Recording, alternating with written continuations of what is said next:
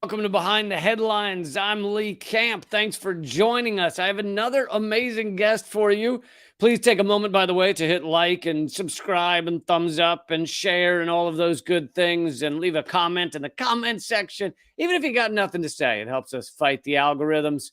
So another great guest, and a very important guest at this time when we are seeing so many stories about how exactly policing in America works, what's going wrong on a regular basis. And so I'm excited to talk to him. This is the second or third time I've spoken to Alex Vitale, and he's the author of The End of Policing, which is one of my favorite books on police. He's a professor of sociology at Brooklyn College and CUNY GC, and coordinator of the Policing and Social Justice Project. So please welcome Professor Alex Vitale. Hello. Hi, Lee. Yeah, CUNY GC is the CUNY Graduate Center where CUNY has all its PhD programs. I was realizing I had jotted that down, and I was like, oh shit, I don't what actually does know. That actually stand for? Yeah, I don't actually know where GC is. Yeah. Okay. Thanks for being here. Thanks for taking the time. You bet. This is always an important topic. I guess we can start with the even though a lot of it is stuff that can be talked about anytime, we can start with what's currently in the news, which is the murder of Tyree Nichols and the fight against Cop City, which also included a murder of a forest offender, what many are calling an assassination.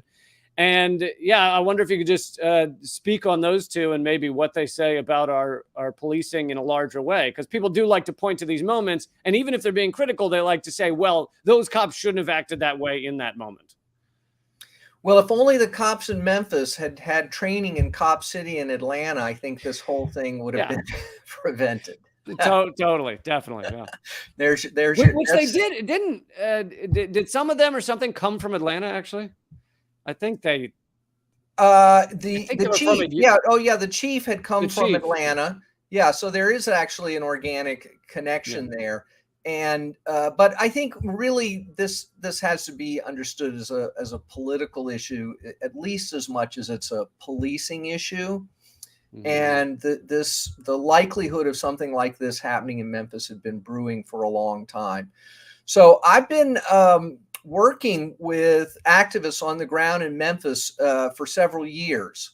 During the Trump administration, going into the election, Trump launched this electoral strategy called Operation Relentless Pursuit that targeted 6 American cities controlled by Democrats and said, look, the problems of Memphis and Baltimore and Kansas City is not disinvestment, deindustrialization, austerity. No, the problem is gangbangers and cartels. And Trump has the solution, which is send in the feds, give the local police a lot of money, and turn everything, all the problems of those cities, into problems of crime to be managed by policing. Right. And what the leadership of Memphis did is that they were like, great, we're just going to embrace this whole thing completely uncritically. The fact that it was Trump's reelection campaign strategy, right, to reframe these problems in ways that fit with Republican talking points was completely lost on the Democratic leadership of Memphis. Mm-hmm. And they just took all this money and beefed up policing. And then when the uptick in some kinds of crime happened around COVID, instead of investing more in public health, in supports for people who are unemployed or have experienced all kinds of trauma, they said, we're going to create a scorpion unit. Which we know what scorpions do. They go and they kill things by stinging them, right? And this is their vision about how do we solve problems in Memphis. Well, we get more people with more guns and more power and less oversight and less accountability, and we set them loose in the poorest, most non-white parts of the city to get the bad guys. And these guys had all the police reform training. They'd had the implicit bias training and the de-escalation training and all, were wearing body cameras for the most part. we're operating under a bystander policy. All these things that we were told for years were going to fix policing. They'd already done all that. And the reason it didn't work is because they were doing exactly what the mayor and city leaders told them to do, which is to go out and break heads, to do whatever it takes. Right. And the idea that you're going to fix that with a couple of hours of de-escalation training, which they had already had, is just ludicrous. And I actually highlighted on a live stream a couple of weeks ago that the mainstream media was going, look, the body cams work. Now we have evidence of what happened to Tyree Nichols. And it's like, okay, you have this rare moment when, yes, we now have video of what happened, but it rarely comes out. I mean, there's thousands of police killings a year. We rarely see these videos. It's after the fact, so it didn't save his life. And there's God knows how many times that police cover up the camera, turn it off, say it was malfunctioning, etc. So I wrote a piece for MSNBC about this recently. And for one thing, the most revealing footage is not from body cameras. It's from a stationary surveillance camera, not from the officer's perspective. Mm-hmm. So, but the other thing is that, you could tell that the officers were performing for their body cameras. They were saying things that didn't comport with what was actually happening, like get on the ground. He's already on the ground. Stop resisting. He's not resisting. Put your hands behind your back. Well, they have his hands in their arm. He can't do anything with his hands because they're controlling.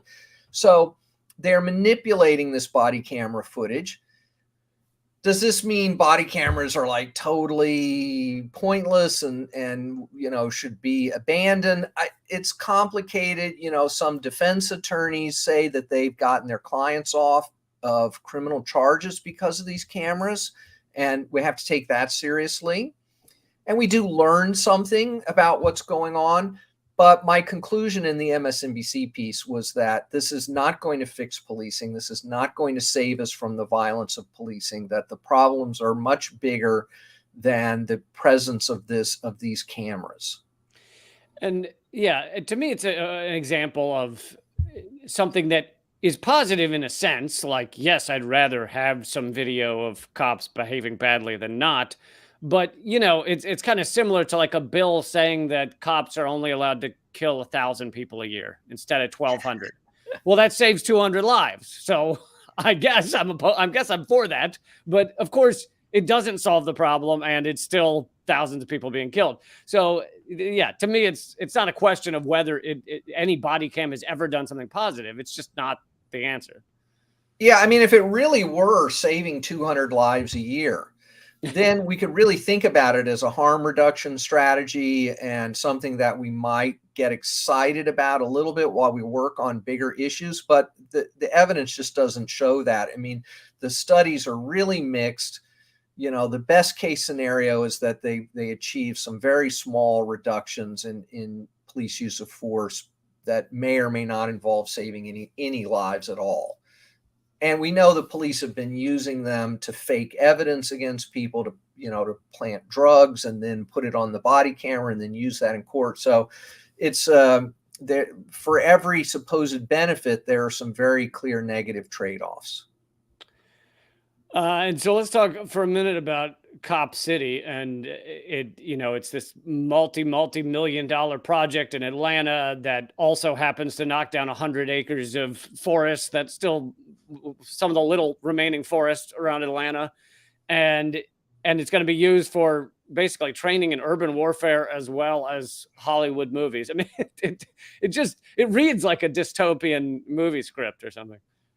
Yeah, I was in Atlanta twice last year and have been in communication with folks down there as well. And it's been a remarkable campaign that's brought together both people concerned about police abuse and the environmental movement. It has become a kind of national rallying cry in this regard. And some, real concrete organizing has gone into building relationships with the surrounding communities.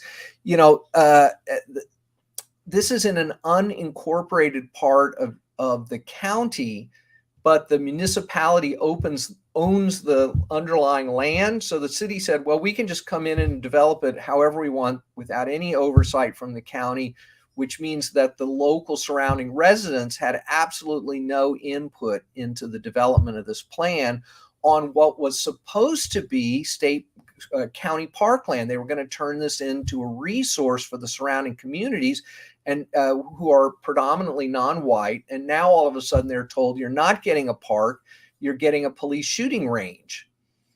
And interestingly, this is part of a kind of movement in policing that was labeled a reform to move to what's called more scenario-based training rather than like textbook training or just shooting at a. And so the idea is here, you put officers in these mock villages and you arrange scenarios for them and you see how they react. But we've got new research that was just presented at the Harvard Kennedy School 2 weeks ago by someone who spent time going through this training and said, this training is actually making officers more violent, because what it does is it places some armed shooter behind every lamppost, around every corner. Every traffic stop is potentially deadly. And it becomes like the kind of killology training that has been reported on by the New York Times and others, where the police are basically trained to think that every interaction with the public could turn instantly deadly, and they better be prepared to shoot first, guilt-free, and realize that they are the heroic saviors and that they can't make any mistakes. And a lot of people don't realize that the U.S. is fairly unique in this regard. I don't mean that other countries don't have police murders, but if you look across Europe, you have countries like Denmark and Switzerland where the average police murder numbers a year is 0 to 1. You have Iceland that's had 1 killing by a police officer in its modern history. You have, even the UK is, maybe in the teens each year, kind of maximum. So what is it about the US where you have cops killing thousands? And we should also mention that just recently, and I've been trying to repeat this fact as much as possible because no one seems to really talk about it, that yes, we had the most cop killings by cops in years this past year with over 1,200. However, the Lancet Medical Journal said it's actually over double that. They checked thoroughly throughout America and found that half of all murders by police are not written down as murders by police. So really, you're talking, 2,400 murders by police in a year. Yeah, potentially. I mean, again, we don't know, in part because police just refuse to report the data, even though there's a federal requirement that they do so. And I would love to see, all federal funding of police halted until there's at the very least, full compliance with that requirement. So look, policing in Europe looks different because there's just such a radically different social context there. I mean, they have a social welfare state. They don't allow children to grow up in extreme poverty. They don't have mass homelessness. They don't have this long history of internal domestic colonialism and slavery that are so central to the history of the United States and our attitudes about race and violence and guns. And of course, we lionize in our popular culture everywhere we turn this idea that the way to solve problems is to mobilize violence. The revenge fantasies, the cop heroes, the military fantasies, and then we're like, oh, why are people shooting each other? Well, because every message they receive from our culture is that when someone does you wrong, you need revenge in the form of armed violence. Mm-hmm. So that is the environment in which policing exists here. It's both responding to a lot of violence in the society and as an institution is rooted in the use of extreme violence to manage the lives of folks on the losing end of political and economic arrangements. So the level of violence is not at all surprising to me. And one way to sort of undermine this lionization of violence and guns would be to downsize policing in as many ways as we possibly can and undermine these kind of cultural myths of people with guns as the solvers of all our problems.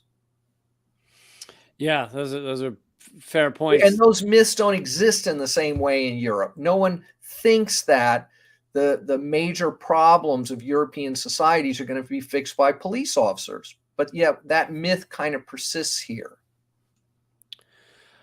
And I guess we can get into now I wanted to show your book up on the screen here.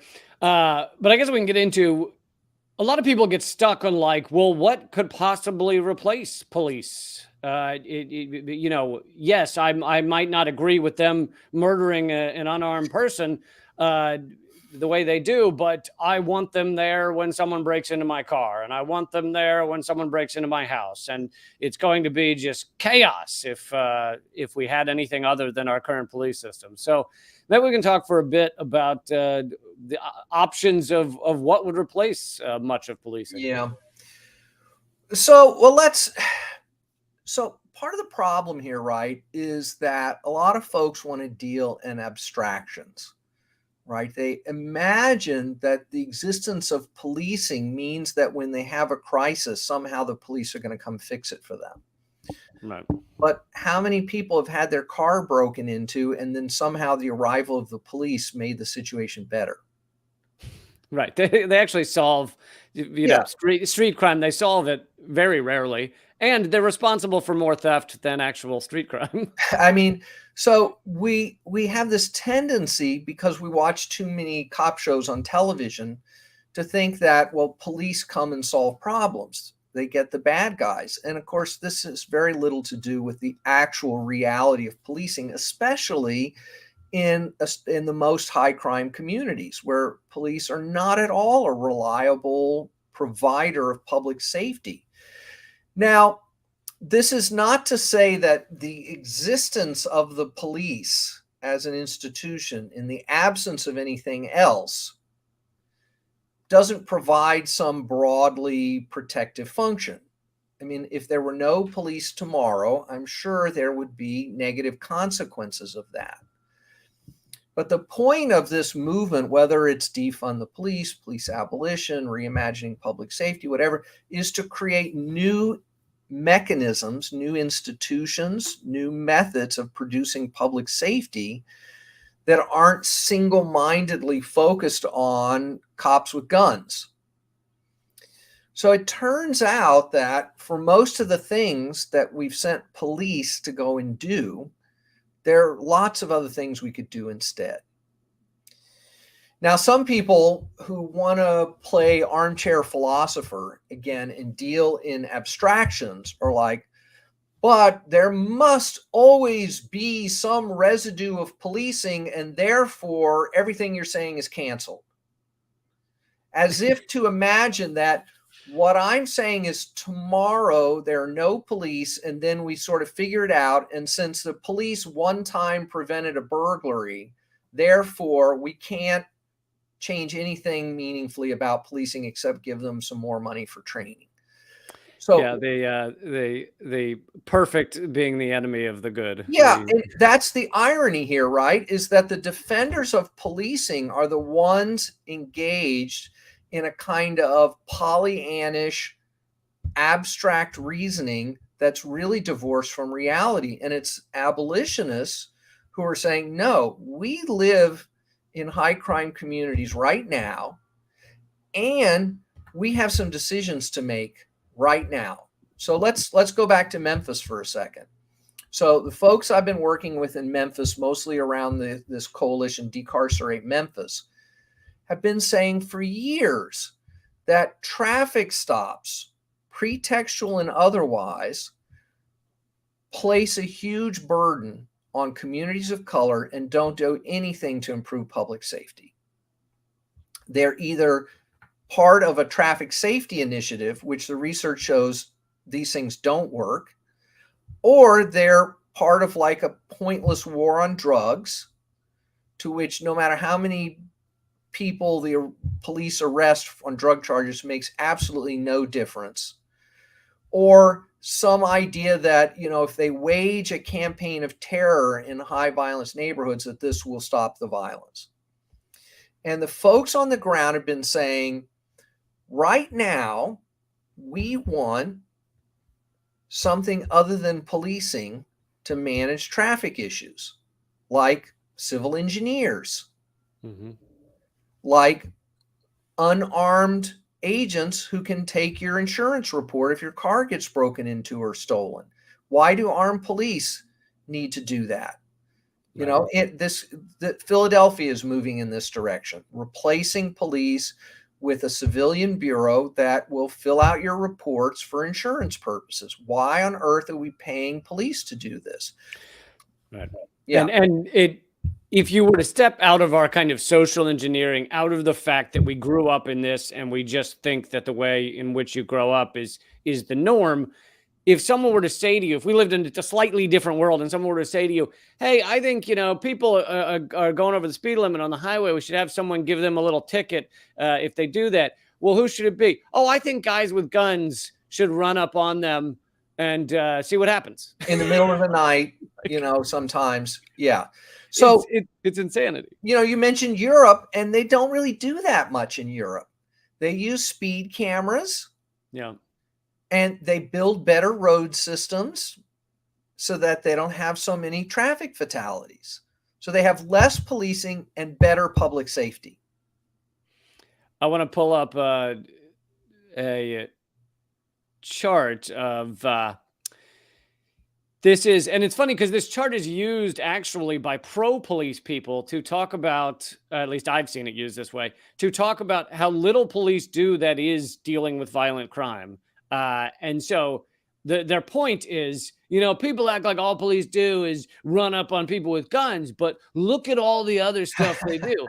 But I think this chart should be important for everyone saying we should get rid of policing, or a large extent of it. Because if you look, if the entire box is the entire amount of time they spend on these things, and each box is the size of the amount of time they spend. And so it's like unfounded radio calls is massive, investigate a premises, burglary alarms, derelict vehicles. Almost everything on this thing should not be done by guys with guns. Yeah. It's actually like a perfect chart to say, what if we only, and I get there's even arguments to not do this, but what if we only had them dealing with that tiny little box down in the corner that says homicide or something? Right. And somehow, because, someone did a study one time, some economists, found that the police with, $20 billion prevented one homicide. And therefore, because of that, and this little tiny box there, we have to preserve the other 95% of what police do. And this is the argument they make all the time. This Matt Iglesia, when he reviewed my book, he's like, oh, there's a lot of really interesting points there, but one time the police prevented a homicide, therefore the whole idea is null and void. Yeah, and so it's just one time they stopped a pedophile. Yeah. And so other places are figuring this out. So in the UK, they have neighborhood wardens who are not police officers, who are not armed, who don't arrest anyone, who deal with like the whole top half here. So that if there's a complaint about, garbage in front of a business, if there's a burglar alarm going off, if a business is concerned about someone's well-being, a neighborhood warden can respond and engage in problem solving, and they work for the local council, and they're tied into resources and government services and local nonprofits, and they could just manage it through that. Interesting, West Hollywood out in LA County recently canceled its contract with the Los Angeles County Sheriff's Department and put the money into creating a street ambassador program that's intended to function in a very similar way. They don't work for the police. They're not police. They work for city government, and they're out on the streets trying to solve problems, connect people with services, resolve disputes, help people in distress. And that contributes to a safer climate because you got more eyes and ears on the street, more visible sign that, that there are people here to help, it works. And then you can talk about even more concrete kind of interventions that go into the lower half of the box there. So we got all these cities creating these non-police mental health crisis units. Yep. We see here medical assistance, missing person, drugs, curfew, truants, we could, minor disturbances, we could start shifting all of that over to non-police crisis teams that have mental health training, medical training, conflict resolution training. So the STAR program in Denver has been running for a few years now, or a couple of years now. And not only is it diverting a huge amount of 911 calls away from police, the neighborhoods that it operates in are experiencing significant crime reductions because the people who were causing problems are now having their needs met. So a person having a mental health crisis, instead of being allowed to spin out of control and then steal stuff and throw something and push someone, now there's a team working with that person, not to criminalize them, but to stabilize them. And once we stabilize that person, then we eliminate a huge number of so-called, crime and quality of life concerns. So not only is it cheaper, not only does it come with less violence, it works better than policing. And between 1.25% of all people killed by police in the United States are having a mental health crisis. And we just need to get the police out of that. And in the STAR program, those thousands of responses, they haven't requested police assistance a similar time. A similar program in Albuquerque that was just profiled in the New Yorker, 1% of calls they requested police in some way, right? Not to come shoot someone, but just because they needed a report of some kind or they needed a little bit of help with someone. But the other 99% of cases, no police were needed. None of these outreach workers have been shot, killed, stabbed, just doesn't happen. This is a myth made up by police unions and police leaders to preserve police budgets. Yeah. And even if you did, if they responded to, 10,000 calls and then, one of them gets, unfortunately killed or something, the people would use that as the argument to go, all right, well, it clearly doesn't work, get rid of it. And it's like, well, people die in car crashes. Have we sanitation workers get killed by hazardous materials? I mean, yeah. The sanitation worker, apparently, garbage people it's the most dangerous job in America, apparently. One of the most dangerous. So no one holds a parade, with 10,000 police officers when they die on the job. Right. And then I also saw that in New York City, for example, the people that cycle, roughly 50% of the people that cycle in and out of prison or jail a lot are homeless. So the police are kind of just wandering around, and a lot of what they do is find homeless people and find a reason to arrest them.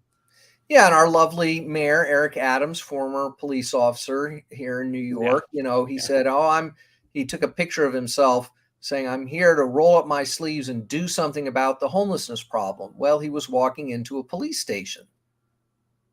That's his approach, right? The problem of homelessness, he didn't walk into the housing office. He didn't walk into the social services office. He didn't walk into the public health office. He walked into a police station to take that photo. So this is all part of this linkage between austerity and policing.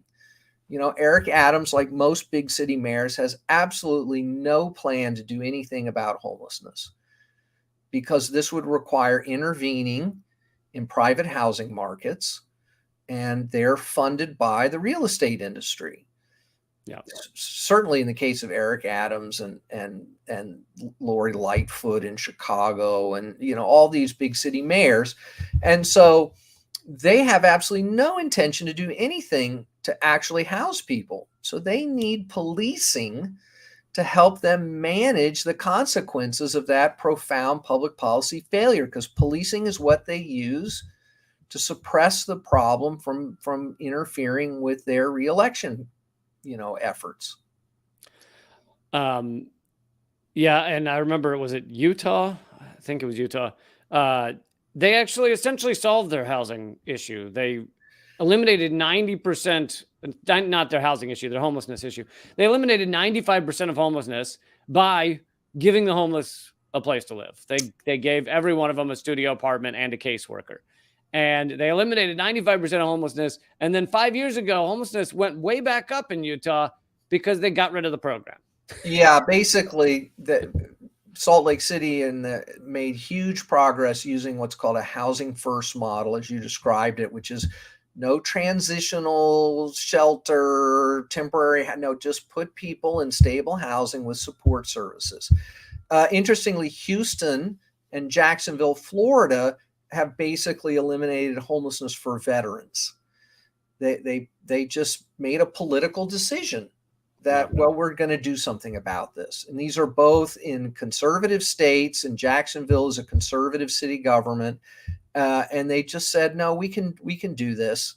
And they just did it. They intervened in property markets in ways that we were told was impossible. But once they just made a political decision, they were able to do it. And the same could be done in other cities. It's strictly a political issue.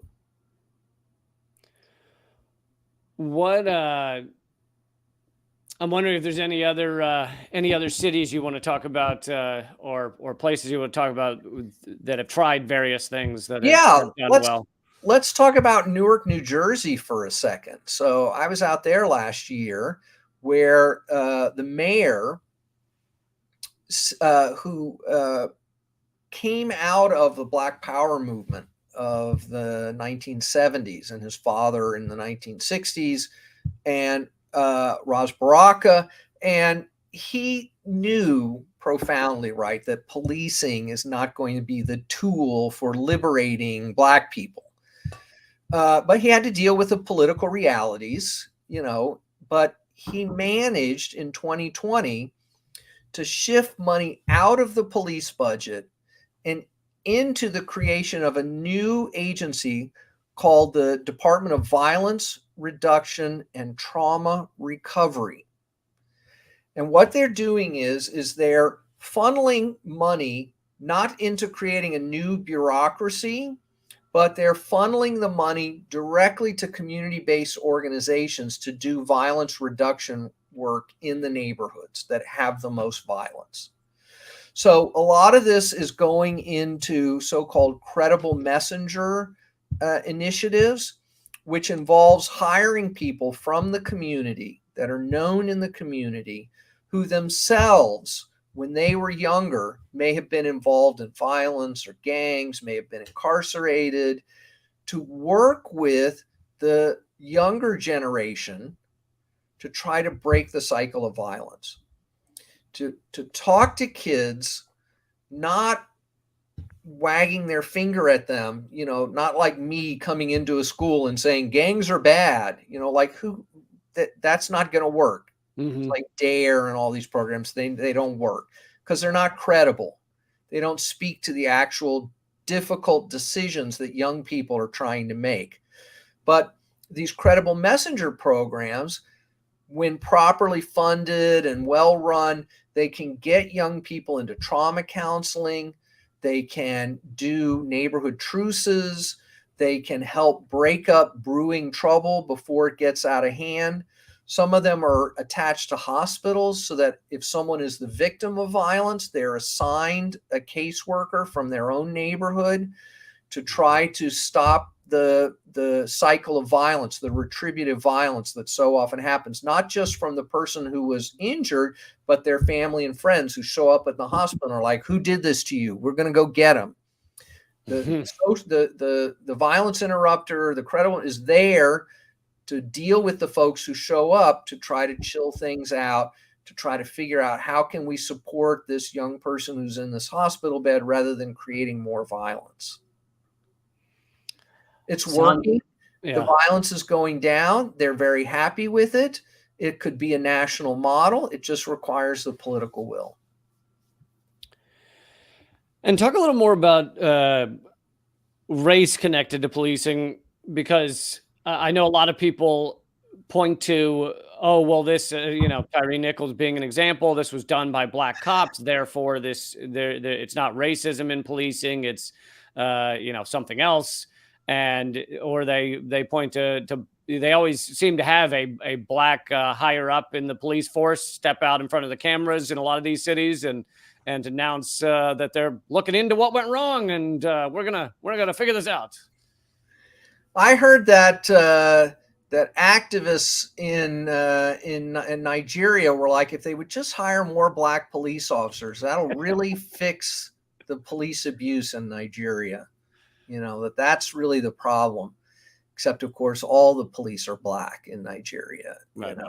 And anyone working in a kind of one of these post-colonial contexts, India, Pakistan, whatever, this idea that the problem is a disconnect between the race of the officers and the race of people being policed, it's just ludicrous, right? And or same thing in Latin America, whatever. The problem is not the diversity of officers. The problem is the mission of policing. So policing in the US actually is not that different than the demographics of the country. About 12, 13% of Americans are black, and about 8, 10% of police are black. A majority of the police in Memphis were black. Majority of police in most major American cities now are non-white. New York, LA, Chicago, Detroit, DC, Baltimore. They're all majority non-white police forces. And a lot of the leadership is non-white, including here in New York and Philadelphia and in Memphis. And this is not fixing the problem. It's not doing anything to change the basic function and functioning of policing. When politicians go around creating scorpion units, the police are going to kill people. And those scorpion units only operate in communities of color because powerful middle-class white communities would never tolerate being treated in that way. And so there's racism at work in all of this, but the solution cannot be achieved through a politics of representation of line police officers, much less police chiefs, who are following orders of political leaders who themselves may be black or Latino or whatever, but they continue to undercut basic social services and then paper over the problem with policing. And as long as they're turning to invasive and aggressive policing to solve their what are essentially political problems, not their crime problems, their political problems, then you're going to have abusive policing that should not be measured just in terms of how many people the police kill. There are 10 million police arrests every year, and the majority of them are totally pointless in terms of public safety. Totally pointless. And just one clear example is the war on drugs. Yeah, which, great quote by former Nixon aide Ehrlichman, who in the 90s admitted that the war on drugs was created or at least, given booster rockets in order to go after Nixon's enemies, which were activist communities and black communities. And they succeeded in doing both. And of course, drugs should be a health issue, not a crime issue, which would change everything. Portugal has done the best example of that, where they decriminalized everything, and now they have the least number of overdoses and crime issues of just about any European country. I was there this summer. It's great. I mean, do you occasionally see someone who's like subtly offering drugs for purchase? Yes, I saw that a couple of times. Was it a problem? No. There used to be real problems in Lisbon of open air drug use and aggressive competition for drug selling territory. There was violence, and all of that has basically been greatly diminished. And it has actually led to some neighborhood revitalization as well. So it's better for public health. It's better for public safety And we need to take the logic that's gotten us moving on the legalization of marijuana and apply that across the board. Now, voters in Oregon a couple of years ago voted to decriminalize low-level amounts of all drugs. Implementation of that kind of got slowed down during COVID, so we're still waiting to see. And there's a lot of resistance from the more conservative rural parts of the state. But this is not politically impossible. Voters voted for this. They outvoted their legislatures, which is the same thing with marijuana. The vast majority of marijuana legalization procedures have been by referendum because conservative legislatures won't vote for it, even though that's what people want.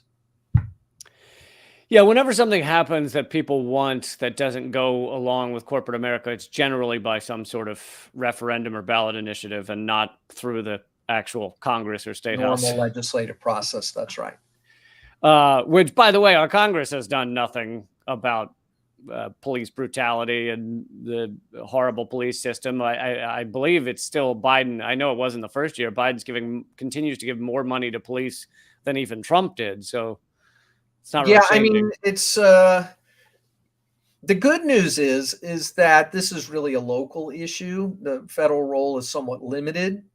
They give some money away, which has not been good, has led to more problems, I think. And of course, they give away military technology and grants for purchasing Humvees and that sort of stuff. But Biden is fully committed to the kind of liberal narrative that says that there's nothing wrong with the law. We just need law enforcement to be more professional in its implementation of the war on drugs, for instance. Let's give narcotics units anti-bias training. That'll fix the injustices of the war on drugs. So it's just political pandering. He's always been close politically to police unions and law and order types. Yeah. And so there's nothing new here, right? He was an architect of the 94 crime bill that ushered in mass incarceration and more intensive police spending. So I never had any hopes of anything. I would just say the one good news is there have been small amounts of money that have gone towards some of these non-policing, like violence reduction strategies. But when you look at the fine print, even a lot of that money is actually going to police or DAs and others in the criminal legal system and not really making its way to on the ground community-based organizations. Well, and for a brief moment, there was a nationwide discussion or, protest movement for quote unquote defund the police. And I remember, not that I see many of them, but Fox News was having a field day and saying, oh, well, look at these cities where they defunded police and now all of the crime that's everywhere. And there was essentially no defunding of police that went on. The only one that came close to doing something for a moment was New York City, but then they moved half of the money from other things back into the police. So they didn't actually defund much of the police. And so, Fox News run around saying, crime everywhere because they defunded the police. Yeah. So, no police were defunded, really. This was just a talking point for the far right and really for moderate Democrats as well. So they, it's just politicized. So when the police, or when something good happens, like crime goes down, they're like, oh, see, the police work, we need more money for the police. And then when crime goes up, when police fail, they're like, oh, crime's up, we need more money for police, right? So whatever the facts are, it's always an argument for more money for police. So in this case, they just make the facts up, right? They just pretend that there was this defunding of police when a lot of places saw increases in police budgets, but policing doesn't work very well at what it claims to do. So we had these massive upticks in certain types of crime for certain periods of time in certain places. And that, of course, is just used for, yet again, every set of facts is just another argument for more money for police. The reality is that there has been the victories from the movement, which have been many, have been primarily in the building out of alternatives.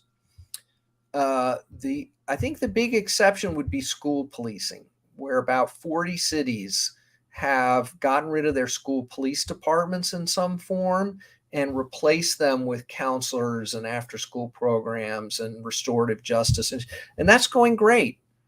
Those school districts are really happy. The parents are happy. The crime did not increase. There's nothing like that. And so interestingly, they never talk about that. The one case where there actually was some defunding of the police was schools, which has been fantastic. And then the other two areas where we've seen a lot of investments are these non-police crisis response teams and community-based violence reduction. And those things are working too.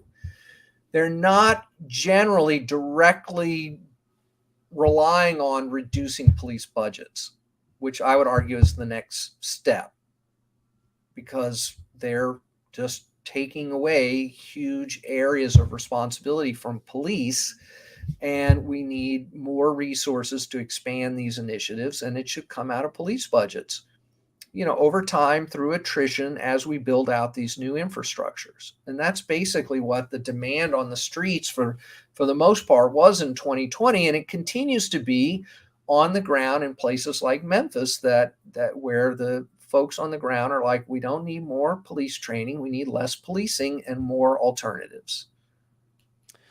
What do you what's your response to the argument? I believe it was even made by Mayor Bloomberg as he was running for president, that yes, he put more police, a lot of police in black and brown neighborhoods of color, and his response was, well, unfortunately, that's where the crime is.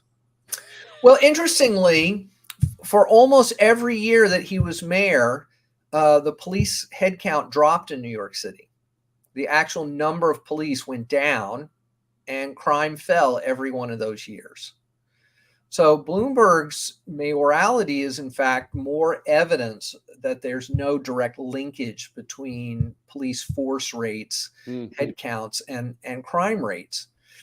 Now, there are some studies around so-called hotspot policing, which stop and frisk can be related to, not necessarily, it's often used very indiscriminately, as was the case in New York, to say, well, stop and frisk might be helpful if it's carefully geographically targeted as part of an overall policing strategy. Ignore whether it takes away people's rights, but yeah. Well, that's the issue, right? So at that time, Kelly, the commissioner, Ray Kelly, was like, well, if we can save one person's life, then whatever we do is worth it.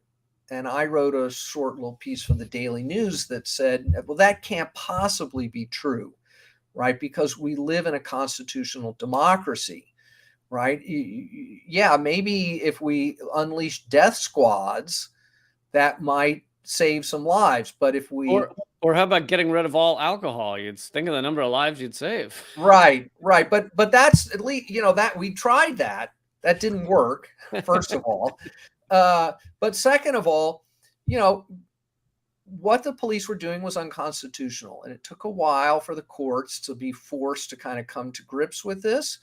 But yeah, if we put a police officer in every bedroom, we could reduce the amount of domestic violence, but then we would be living in a police state. Right. And there are reasons why we don't want to live in a police state. And to hear like libertarians going around defending police budgets as part of some right-wing agenda just flies in the face of like their supposed concerns with issues of liberty and personal responsibility. So stop and frisk was a gross constitutional violation that undermined the well-being of these communities in measurable ways. We now have a large body of research that this produces bad health outcomes for people subjected to constant policing. It makes educational outcomes worse. It undermines employability, and it is a public health nightmare to do this to communities. the vast majority of the arrests under stop and frisks were for, you know, tiny, it was like a joint in the pocket or something. It was, they almost never found like a firearm or. No, and Kelly admitted that this is not about that. It's about a campaign of terror to terrorize young people into like not carrying weapons. And he understood that this was a campaign of terror. And it was unconstitutional. It both violated people's right to be free of unreasonable searches and seizures, and it was a violation of the due process clause of the Constitution because it was so obviously racially discriminatory. To go to training for a moment, what the way police are trained in America, maybe you could talk a little about what's wrong with it. So, you know, I alluded to a little bit of this earlier. The problems are so huge, it's hard to know where to start. Right. But, so there's plenty of training out there that, you know, on paper seems like what you would want, right? They learn some stuff about the law. They learn some stuff about how to solve problems out on the street. They learn about limitations of the use of force, you know. But the old adage of the conversation between the new officer and his senior training partner, you know, out on the streets is, well, forget everything you learned in the academy. This is how we really do it. Right. I mean, that's the real problem more than anything else. It's not that the training is so terrible. I mean, whatever, they get less training, they have less educational attainment than their European counterparts, but they also just police in a completely different environment under a different set of political imperatives. So, you know, you've got the really terrible training. So, you know, the head of the Memphis police was going on these police training junkets to Israel, where they engage in widespread unconstitutional policing, you know, and which is not that unusual. Israel's been used to train many of our police. Yes. Well, especially since 9/11, lots of these junkets, they've fallen into disrepute since George Floyd making a little bit of a comeback. Jewish Voice for Peace has had a great campaign about these junkets and how harmful they are. But then you have all this like killology training that I mentioned before, which are these trainers. This was a reference to a specific guy, Grossman, who's like former military, who goes around telling police that they're the center of the universe, that they're heroes, and that comes with killing some people. And they better get their head around the idea that killing people is part of the job and it's what makes them heroes. And they better be ready to enact deadly violence on a moment's notice. And there's all this warrior mindset. You've got the police recruiting videos that are focused on SWAT teams and bashing down doors and armored vehicles and this kind of stuff. You know, all of that is obviously problematic, but I view most of it as a symptom of the problem, not a cause of the problem. You know, the cause is a political problem of turning every problem under the sun over to people with guns to solve. Yeah, and the idea, I think a lot of people call police with the concept of just like they're kind of the daddy of society and they're gonna come fix the thing. And most of the time it's not something extreme. It's my neighbor's music won't turn down his music, or a fist fight or something. And of course, when they show up, you know, I'm making up percentages here, but there's a 50-50 chance that, you know, someone ends up arrested and stuck in jail for, you know, months or years. Their life gets fucked up in a myriad ways. You know, obviously there's a chance someone gets killed. The harms of it are so much larger than the positive outcome could be. Yeah, there was an interesting new study released in the fall by the Vera Institute of Justice, which is, you know, a very mainstream research and program development think tank that works with police departments and prisons and jail systems. And they did a report on the costs of policing. And they said, look, we're going around talking about police effectiveness without ever measuring any of the costs other than perhaps the budget cost in a strictly financial term. And it turns out there's a lot of research on just how harmful policing is to those who are policed. And, you know, when people unleash policing thinking that it's going to help them be safer, they're not thinking about what they're actually unleashing.